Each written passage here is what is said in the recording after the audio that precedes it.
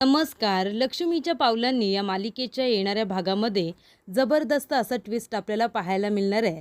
तर इथे राहुलच्या विरोधामध्ये आता काहीही पुरावा कला आणि अद्वैतला सापडत नाही. त्याच्यामुळे 2 दिवसानंतर त्याचा आणि राधाचा ठरलेल्या दिवशी साखरपुडा सुद्धा आता होत असतो. तेव्हा कला तिथे नैनाला घेऊन येते आणि साखरपुड्याच्या दिवशी खूप मोठ्या सत्याचा उलगडा करते. तो म्हणजे असा, लग्नाच्या दिवशी राहुलच नैनाताईला पळून घेऊन गेला होता आणि ते सुद्धा एका हॉटेलवरती 4-5 दिवस ते दोघं जण एकत्र राहत होते आणि त्याचे पुरावे सुद्धा ती आता साखरपुड्याच्या दिवशी सादर करते. ते सुद्धा सगळ्यांसमोर तिने CCTV कॅमेऱ्याचे फुटेज घेऊन आलेले असते आणि त्याचबरोबर कला आता सांगत असते की नैनाताई प्रेग्नेंट सुद्धा आहे, ते सुद्धा राहुलपासून. तेव्हा इथे आता सगळ्यांना खूप मोठा धक्का हा बसलेला असतो. पण आता एवढे पुरावे शोधून सुद्धा कला आणि अद्वैतच्या हातामध्ये राहुलच्या विरोधामध्ये काहीही पुरावे लागलेले नसतात आणि कला जेव्हा नैनाला विचारते की खरं काय आहे ते सांग, तेव्हा नैना सुद्धा काहीही सांगायला तयार नसते. पण आता राहुलचा पापाचा घडा हा भरलेला असतो. त्याच्या विरोधामध्ये सगळे पुरावे हे कलाला सापडलेले असतात. तर आता कला हे पुरावे राहुलच्या विरोधातले कसे काय गोळा करते ते सुद्धा साखरपुड्याच्या दिवशी आणि नैना तिला सांगायला सगळं काही कसं काय तयार होते हे आपण आता सविस्तरपणे बघणार आहोत. तर इथे कला आणि अद्वैत राहुलच्या विरोधामध्ये खूप पुरावे शोधण्याचा प्रयत्न करतात. पण एक सुद्धा पुरावा राहुल त्यांच्या हाती लागून सुद्धा देत नाही. तो सगळे पुरावे नष्ट करत असतो आणि लपून ठेवत असतो आणि त्याबद्दल काही स्पष्टीकरण विचारलं तर उलटसुलट उत्तरं देऊन ते सगळं तो टाळून नेत असतो. तेव्हा इथे कला म्हणते की आता काही करून नैनाताईला विचारायला हवं. आता तीच काही ते सत्य सांगू शकते. तर आता राहुल बरोबर ज्या मुली इकडे तिकडे फिरत असतात त्या मुलीसुद्धा कलाला मदत करायला तयार होतात. त्याच्यामध्ये एक मुलगी असते ती पत्रकार श्रुती. श्रुती कलाची मदत करायला तयार होते. ती म्हणते की साखरपुड्याच्या दिवशी मी सुद्धा तिथे साक्ष देण्यासाठी येईन की राहुल प्रत्येक मुलीला फसवत असतो, त्यांचा फायदा घेत असतो. तेव्हा इथे कलासुद्धा तिला थँक्यू म्हणते. ती म्हणते की साखरपुड्याच्या दिवशी तुला सुद्धा माझी मदत करायला यायचं आहे. पण त्याआधी आपल्याला असे पुरावे गोळा करावे लागतील जे आपण सगळ्यांसमोर सादर करू शकतो. कारण जर आपण राहुलच्या विरोधामध्ये एक सुद्धा पुरावा दिला नाही तर आपण कुणालाही सत्य त्याचं सांगू शकत नाही. तो सगळ्यांसमोर आपल्याला तोंडावरती पाडेल आणि तसंही तो लोकांना खोटं पटवून देण्यामध्ये पटाईत आहे. त्याच्यामुळे आपल्याला पुरावे घेतल्याशिवाय कुणासमोरही काही सत्य सांगता येणार नाही आहे. तेव्हा श्रुती म्हणते की तुला जी काही मदत हवी असेल ती मी करायला तयार आहे. पण आता साखरपुड्याचा दिवस आलेला असतो तरीसुद्धा कलाकडे कुठलेही पुरावे नसतात. तेव्हा इथे नैनाला कला जाऊन सांगते की नैनाताई, आज राहुलचा सुद्धा साखरपुडा आहे, त्याबद्दल तुला त्याने काही सांगितलंय का? तेव्हा नैना म्हणते की नाही, त्याने मला याबद्दल काहीही सांगितलेलं नाही आहे. तेव्हा कला म्हणते मग जाऊ दे ना, तुला तर काही फरक पडत नाही. कारण लग्नाच्या दिवशी तू राहुल बरोबर पळून गेली नव्हतीस असं तुझं सुद्धा म्हणणं आहे ना. मग आता एक श्रीमंत मुलगी राधा सरदेसाई हिच्याबरोबर राहुलचा साखरपुडा आहे. तुझा साखरपुडा झाल्यानंतर हवं तर तुम्ही दोघं जण एकमेकांना विश करा. तेव्हा इथे नैना म्हणते राहुल खरोखर साखरपुडा करतोय का? तेव्हा कला म्हणते हो.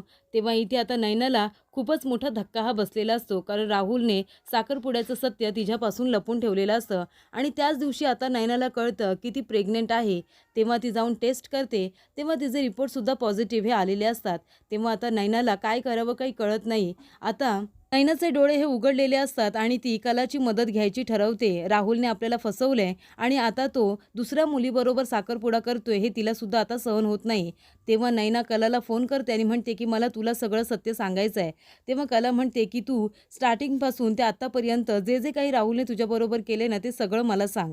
तेव्हा इथे नैना आता तिला अगदी अद्वैतला पहिल्या भेटीमध्ये भेटल्यापासून ते राहुल, अद्वैत आणि नैनाचं लग्न मोडेपर्यंत आणि राहुल कशी नैनाला फूस लावतो, पैशांची तिला लालच दाखवतो, हे सगळं आता नैना कलाला सांगते. तेव्हा कला म्हणते की ताई, लग्नाच्या दिवशी राहुल तुला कुठल्या ठिकाणी पळून घेऊन गेला होता, तुम्ही कुठल्या हॉटेलला थांबला होता, त्याचा मला पत्ता सांगतेस का? आपण तिथे जाऊया का? तेव्हा इथे नैना आता कलाला घेऊन त्या ठिकाणी जाते जिथे राहुल आणि नैना दोघं जण 4-5 दिवस राहिलेले असतात. तेव्हा आता तिथे कला गेल्यानंतर ती चांदेकरांची ओळख सांगून तिथलं CCTV फुटेज मिळवते. ज्या दिवशी कला आणि अद्वैतचं लग्न झालेलं असतं त्या दिवशीच राहुल आणि नैना त्या हॉटेलमध्ये गेलेले असतात. ती तारीख आता कला सांगते आणि त्या तारखेचं CCTV फुटेज ती मिळवते आणि ती स्वतःसुद्धा तिथे बघते. तेव्हा राहुल नैनाला घेऊन त्याच हॉटेलमध्ये गेलेला असतो. त्याच्यामुळे आता खूप मोठा पुरावा तिच्या हाती लागलेला असतो. ते म्हणजे CCTV फुटेज. त्या दिवसाचं ती आता एका पेनड्राईव्हमध्ये रेकॉर्ड करून घेऊन येते पुरावा म्हणून. आणि आता नैना कलाला म्हणते राहुल त्याचा साखरपुडा मोडेल ना आणि ते लोकं मला स्वीकारतील ना, तेव्हा कला म्हणते, "नैनाताई तू अजिबात काळजी करू नको. मी तुझ्याबरोबर आहे आणि मी असताना तुला कुणी त्या घरातून बाहेरसुद्धा काढणार नाहीये." तेव्हा इथे राहुलला चांगलाच धडा शिकवणार आहे, असं आता कला म्हणत नैनाला आपल्याबरोबर घेऊन आता इथे चांदेकरांच्या इथे यायला निघालेली असते. पण तिचा फोन सायलेंट असतो. कलाचा फोन सायलेंट असतो. पण अद्वैत कलाची वाट बघत असतो. साखरपुड्याच्या दिवशी सगळे पाहुणे घरी आलेले असतात आणि ही मुलगी गेलीये कुठे असा प्रश्न त्याला पडलेला असतो. तेव्हा तो मनामध्ये म्हणतो, की राहुलच्या विरोधामध्ये पुरावे तर गोळा करायला गेली नसेल ना, आता काय ती पुरावे आणणार आहे? आता राहुलचा राधा सरदेसाई बरोबर साखरपुडासुद्धा होईल, असं त्याचं म्हणणं असतं. तेव्हा तो सारखा कलाला फोन करत असतो, पण फोन काही कला उचलत नसते.